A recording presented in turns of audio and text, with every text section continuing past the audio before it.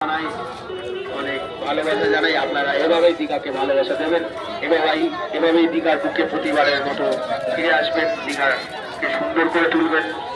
দীঘার মানুষজন যারা রয়েছে তাদের সমস্ত কিছু সাহায্যে আমরা রয়েছি, এবং যারা বাইরে থেকে শরণার্থীরা আসছেন তাদেরকে অনেক অনেক স্বাগতম, অনেক অভিনন্দন জানাই। আপনারা এভাবেই বারে বারে দীঘার বুকে ফিরে আসবেন, দীঘাকে এভাবেই ভালোবাসা দেবেন, এভাবেই আমাদের পাশে থাকবেন। আপনারা না থাকলে আমরাও থাকবো না।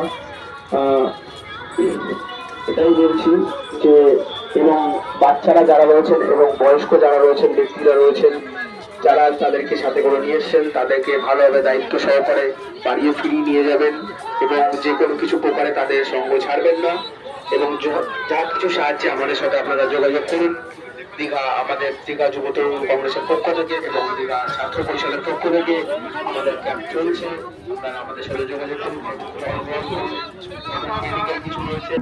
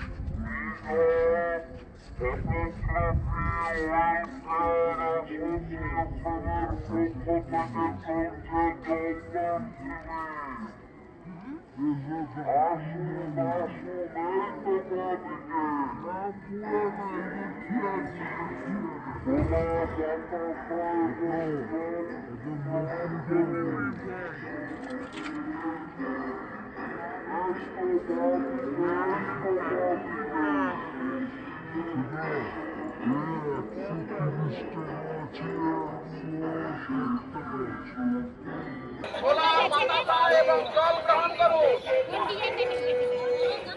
দীঘা ফটোগ্রাফি ওয়েলফেয়ার অ্যাসোসিয়েশনের পক্ষ থেকে চলছে জলদান শিবির। জল গ্রহণ করুন, সঙ্গে ছোলা এবং বাতাসা। এই তো বাদিকে শুভ মকর সংক্রান্তির পূর্ণ দিনে দীঘায় সমাজের উদ্দেশ্যে